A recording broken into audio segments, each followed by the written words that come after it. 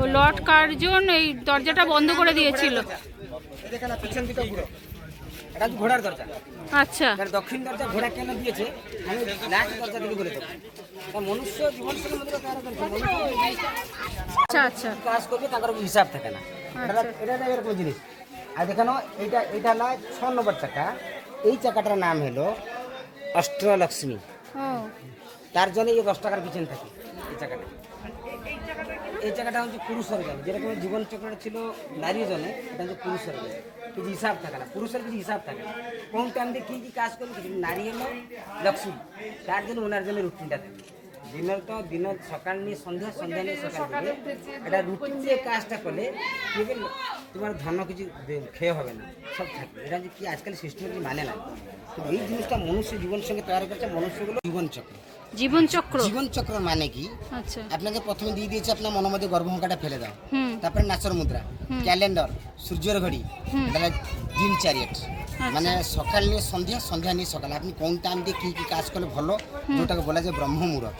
শুনে না এইদিকে এটা সকাল একটা নারী আলস্য নিয়ে নিয়েছে, দেখছে? আচ্ছা এই যে দেখো কোনটা নারী? এটা উপরে দেখো, একটা নারী আলস্য নিয়ে নিয়ে, না না হাতটা হাতের উপরে করেছে। হ্যাঁ হ্যাঁ এটা সকালে 6 হলো।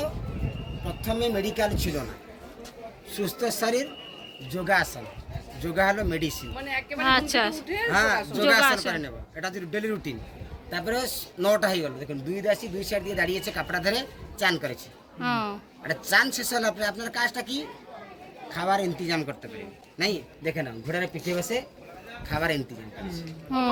হ্যাঁ দেখো বসে তো, তাহলে এটা হলো রোজগার করেছে আপনি। রোজগার করতে করতে হয়ে গেলো সন্ধ্যা, কাম ধন্দা ব্যস্ত থাকে থাকে থাকে আপনার সন্ধ্যা হয়ে গেল।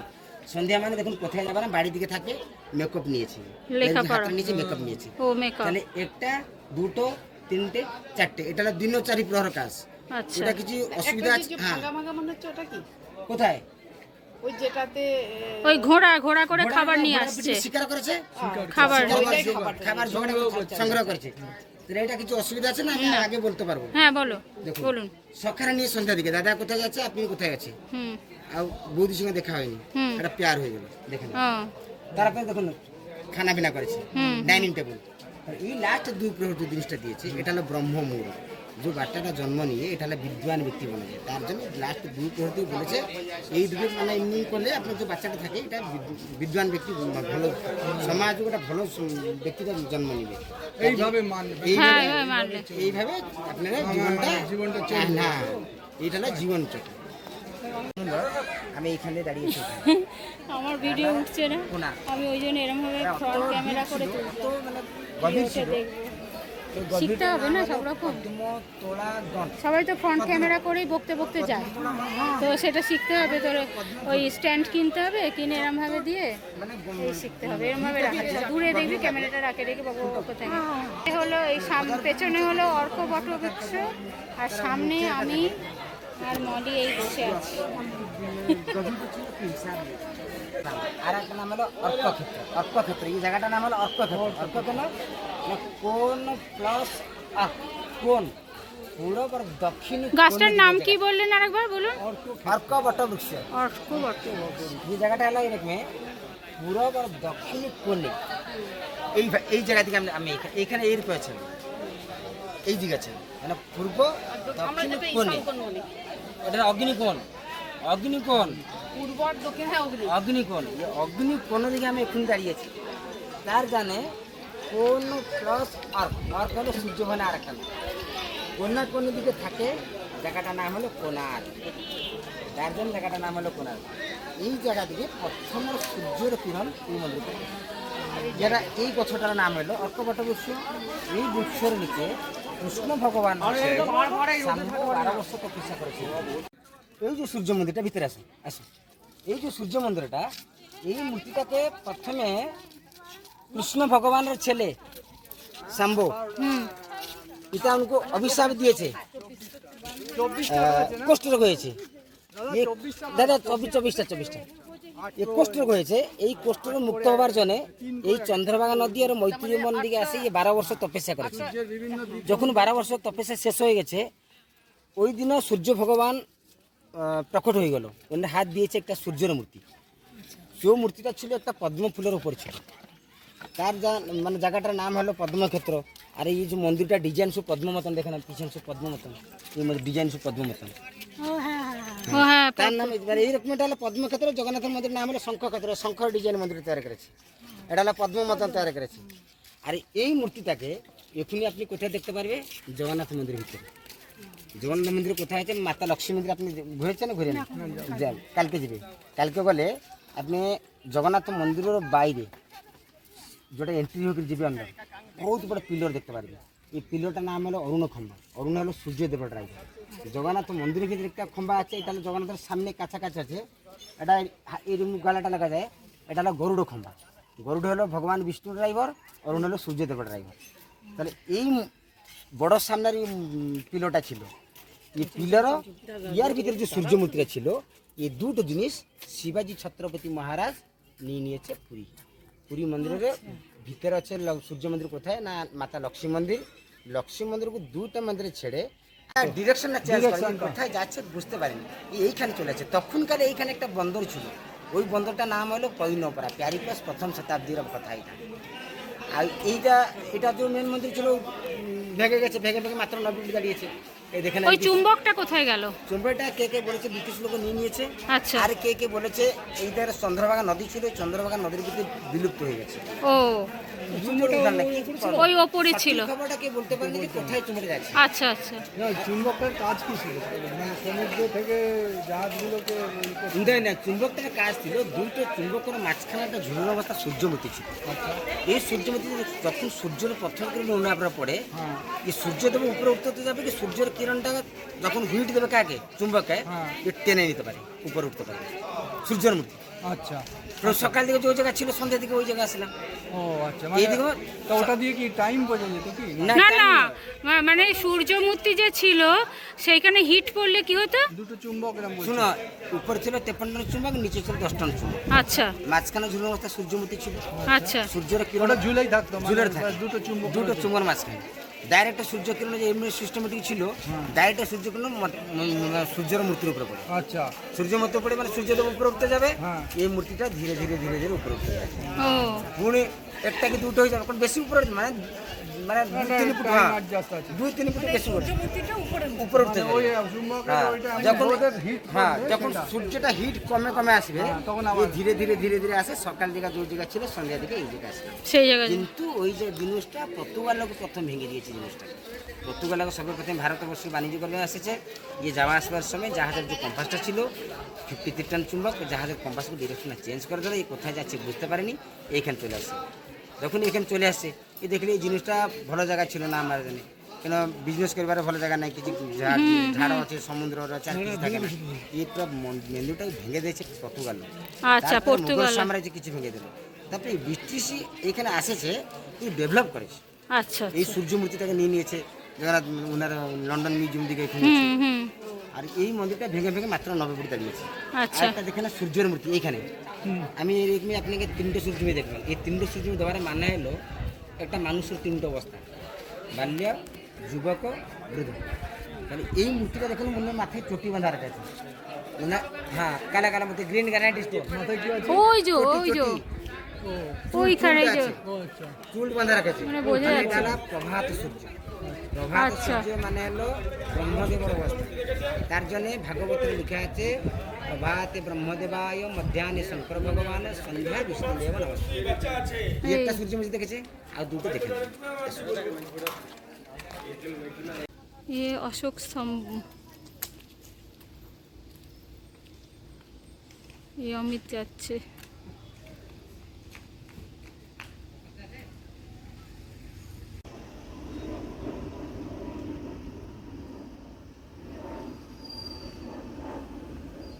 এটা কিন্তু জানতাম না, এই যে এই জিনিসটা যে আছে এটা তো জানতাম না, আগে তো দেখিনি।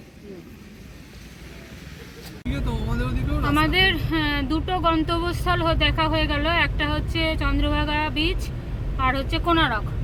এখন আমরা ধবলগিরির উদ্দেশ্যে চলেছি। রাস্তা ভীষণ সুন্দর, পরিষ্কার, দু সাইডে আবার লাল মাটি, মাঝখানে রাস্তা। হ্যাঁ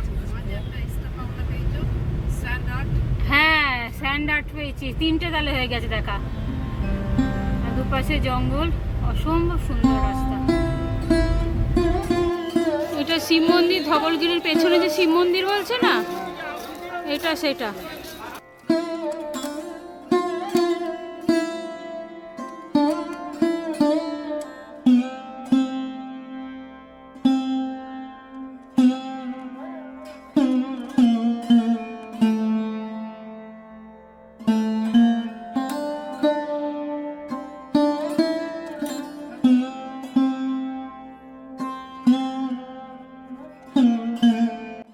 এটা একটা ঐতিহাসিক জায়গা, এখানে কলিঙ্গ রাজা ছিলেন, তার শিলালিপি রাখা আছে।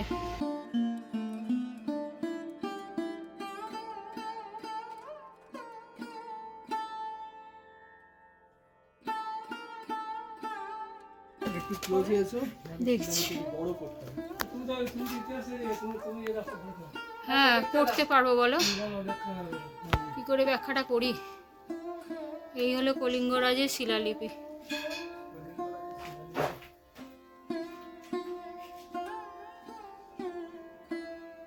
এটা কি দেখলে বলো? দেখা যাচ্ছে কলিঙ্গ রাজার যে শিলালিপি সেগুলো প্রিজার্ভ করে রাখা হয়েছে হ্যাঁ, এই সময়কার, মানে 1100-1200 পুরো পরিবেশটাই সেই পাথরে রয়েছে, তার মাঝখানে মাঝখানে এরা একটা সেট দিয়ে এটাকে আটকে রেখে শিলালিপিটা। ঐতিহাসিক যারা আছে তারা এই নিয়ে হ্যাঁ, এই হলো সেই শিলালিপি। হ্যাঁ, লেখাটা যে রয়েছে পরিষ্কার বোঝা যাচ্ছে, বাট কি লেখা আছে সেটা তো আমরা বুঝতে পারবো না। আমরা জঙ্গল সাফারি করতে বেরোলাম, নন্দনকাননে কাঁপছে, কিছু করার নেই। এই যে ভাই বোন বসেছে দেখো।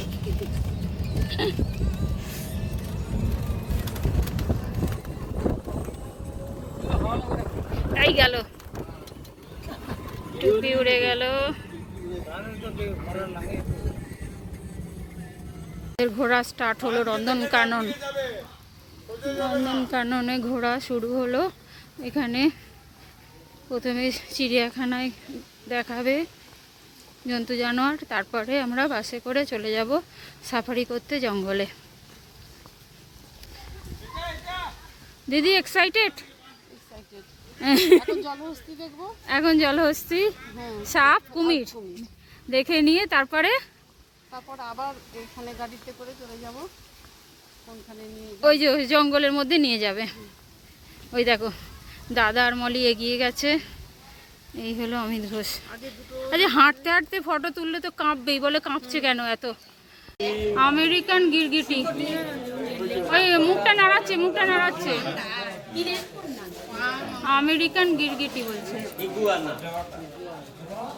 মুখটা একটু নাড়াচ্ছে, দেখেছো? দেখালো নাকি?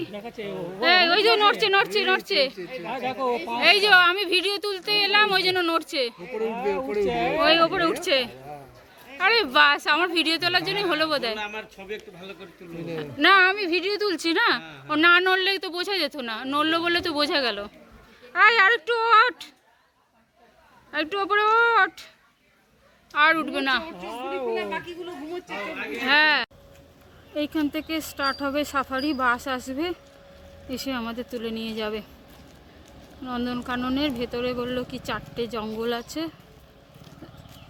ঘোরাবে। সাফারি স্টার্ট হচ্ছে, আমরা এই সাফারি গেটে ঢুকছি। সামনে সব গেট খুলে যাচ্ছে, এই গেট খুলে যাচ্ছিল, এই আমাদের গাড়ি ঢুকছে।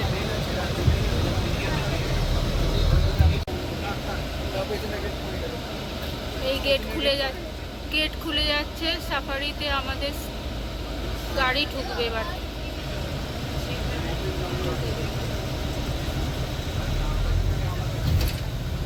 আমাদের সাফারি স্টার্ট হলো, এই সাফারি স্টার্ট হলো আমাদের।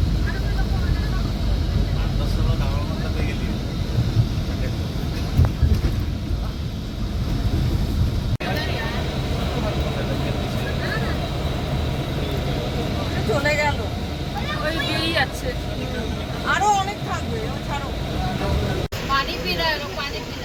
पानी पीने आया वो लोग। लल्ली पानी पी रहा, देखिए मैं वीडियो नहीं आ रहा है। थोड़ा आगे बढ़ाइए। तो साथ देखेगा।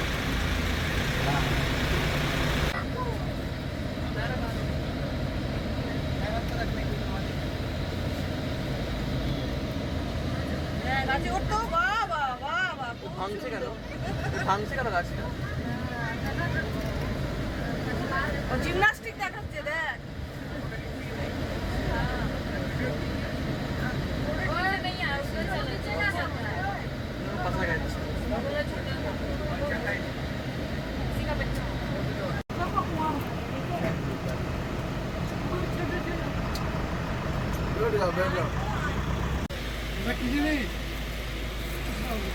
কৃষ্ণ হরিণ।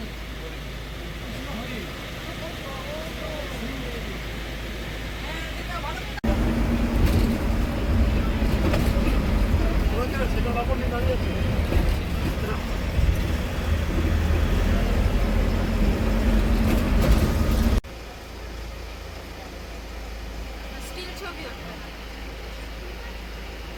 বাবা পাল পুরো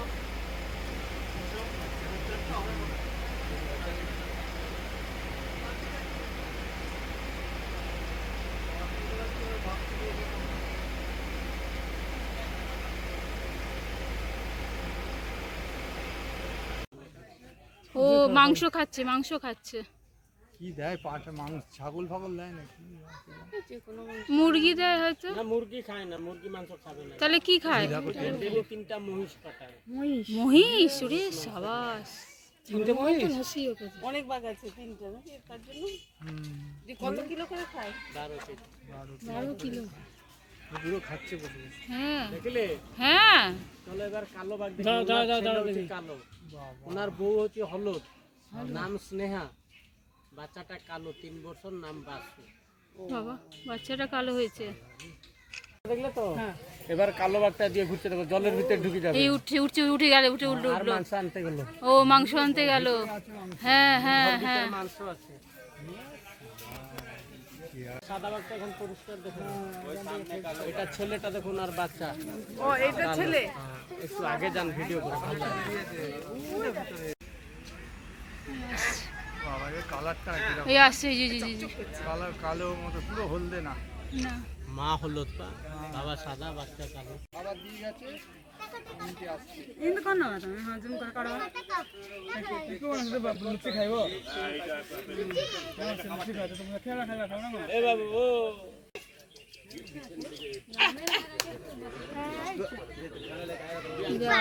এই একটা যাচ্ছে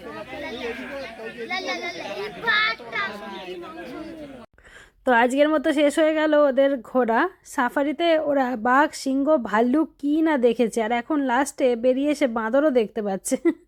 আর পাল হরিণ তো দেখেইছে, যদিও ছবিগুলো একটু কাঁপাই উঠেছে। আসলে ফোনগুলো তো অতটা দূরের ছবি নিতে পারে না, তার জন্য প্রপার ক্যামেরা দরকার। যাই হোক, যেরকমই হয়েছে কি না, কেমন হয়েছে আপনারা জানাবেন। আমার মায়ের প্রথম ব্লগিং জার্নি, তো কেমন হয়েছে ডিটেলে জানালে মা খুব খুশি হবে। একজন কমেন্টও করেছিলেন যে বেশ ভালো করেছে, শুনে তো মা বিশাল খুশি হয়েছে। তাই ধন্যবাদ জানাই আন্তরিকভাবে আপনাদের সকলকে পাশে থাকার জন্য। ভালো লাগলে লাইক করবেন, আর আপনারা যদি পুরী যাওয়ার প্ল্যান করেন কখনোই নন্দনকাননে এই সাফারিটা মিস করবেন না। বাচ্চা কাচ্চারা তো ভীষণ মজা পাবে। আর ভালো থাকুন, সুস্থ থাকুন, এই কামনা করে আজকের মতো বিদায় নিলাম। এর পরের দিনে ভিডিওতে দেখাবো ওরা পুরীর সমুদ্রে ঝাঁপাঝাঁপি, লাফালাফি যা যা করেছে সেই সমস্ত কিছু। আর আমি অ্যাভিগননে যেখানে ছিলাম সেখানকার দোকানঘাট ঘুরে ঘুরে বাড়ির জন্য কিছু ঘর সাজাবার জিনিস কিনেছি। তো কি কিনলাম সেটাও পরের দিনে ভিডিওতে থাকবে। ভালো থাকুন, পাশে থাকুন, সুস্থ থাকুন, আর অনেক অনেক আনন্দ করতে থাকুন।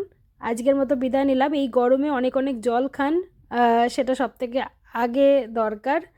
আর প্রয়োজন ছাড়া ঘরের বাইরে বেরোবেন না। টাটা।